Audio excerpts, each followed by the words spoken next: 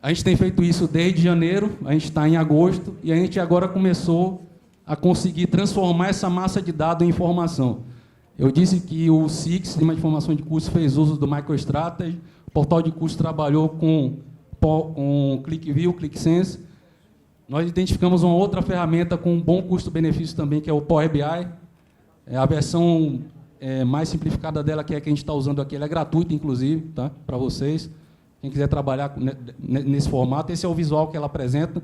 Então, diante daqueles dados que nós imputamos no sistema desde janeiro, nós traduzimos finalmente esses dados em informação. Isso aqui foi construído na semana passada, ou retrasado, salvo engano. Então, o que é que nós temos aqui? Nós dividimos a nossa coordenação em 4 departamentos, gabinete e 3 gerências. Nós temos um filtro aqui do departamento, um filtro do período de tempo. Eu já começo aqui a ter informações sobre o custo de pessoal e a força de trabalho dedicada a essas atividades. Então, por exemplo, a GEINC 1, a Gerência de Informação de Cursos 1, ela tem 4 servidores e custou até então, nesse período aqui de 2018, está em milhões aqui, 680 mil, alguma coisa assim, com base no que a gente está imputando lá diariamente. A gente criou uma métrica de custo pessoal baseada no nosso rendimento.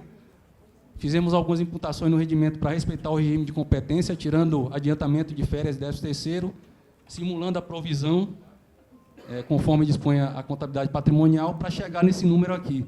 Então, nós temos a quantidade de servidores por departamento, o custo de pessoal por departamento e por macroprocesso também.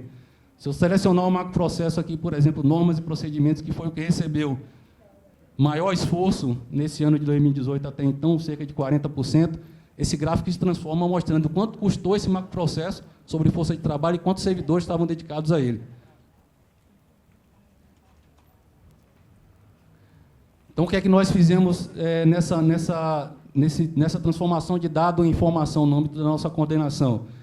Nesse gráficozinho aqui de rosca, nós temos, com base nesse registro, né, qual foi o custo em área finalística, qual foi o custo em área de suporte e qual foi o custo que nós tivemos em incidentes gerais e particulares. Esses incidentes nós identificamos num estudo de uma entidade pública espanhola, onde nós buscamos identificar sobre incidentes particulares aquele custo de ineficiência ou perda que existe naturalmente no serviço público, né? Então, se eu passei o dia pela manhã, eu levei minha filha na escola, esse registro está aqui identificado como um incidente particular, tá? Incidentes gerais são aquelas ausências legais, férias, licença médica, licença para capacitação e suporte finalístico, né? Por departamento também e por período de tempo, conforme a seleção que eu faço. Essa mesma avaliação ela é feita por custo e por tempo de dedicação, né?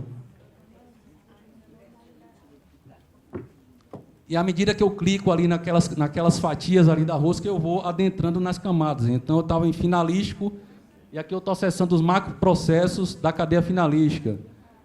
Se eu for clicando na fatia de um determinado macroprocesso, eu acesso os processos, clico num determinado processo, eu acesso as atividades, até chegar no serviço público. Então, nós mapeamos o serviço que nós prestamos e sabemos quanto custa esse serviço no que diz respeito a custo de pessoal, tá? E uma informação interessante que nós criamos também nessa segregação de finalístico, suporte e incidentes particulares, o que é que nós projetamos lá? A minha coordenação de formação de cursos lá no âmbito do Tesouro Nacional, no Ministério da Fazenda, pela razão dela de existir, prestar serviço de suporte metodológico e sistêmico para vocês, nós entendemos que pelo menos 75% do nosso esforço deve estar dedicado a atividades finalísticas. Então, tem um ponteirozinho aqui indicando que a gente está dentro da margem que a gente considerou respeitar. No máximo, 20% da nossa dedicação tem que estar em atividade de suporte, né? E nós identificamos que, olha, no máximo 5% tem que ser direcionado, deve ser direcionado a incidentes particulares. É uma forma de a gente controlar o nosso dia a dia para saber se a gente atende à previsão, o planejamento que a gente fez, inclusive sobre os processos e atividades. Que é o que acontece aqui, por exemplo. Um gráfico de complexidade, um gráfico de relevância. Nós mapeamos todas aquelas atividades, identificamos quais são classificadas como muito relevante, relevante e pouco relevante, quais são as de alta complexidade, moderada e baixa complexidade. É uma forma de se planejar para saber de que forma a gente vai atuar ao longo do tempo e manter isso monitorado inclusive conforme os processos que eu seleciono, né? Então, é uma forma diferente de enxergar e gerir o departamento. Então, era isso que a gente queria trazer. Eu excedi um pouquinho, mas acho que valia a pena trazer isso aqui para vocês. Eu queria deixar uma última informação sobre o decreto 9.203, de novembro de 2017, aquele que o Éder mesmo falou sobre governança no setor público. Ele traz um conceito interessante que diz respeito ao valor público, né?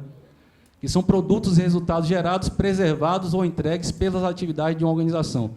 Apesar de parecer meio utópico, mas é isso aqui que a gente precisa perseguir. A melhor informação de custo é aquela que consegue medir efetivamente o produto e resultado gerado no âmbito de cada departamento, no âmbito de cada unidade organizacional. É isso que a gente tentou perseguir com aquele projeto do ICOINC e que a gente vai procurar propagar daqui por diante, por meio da nossa atividade.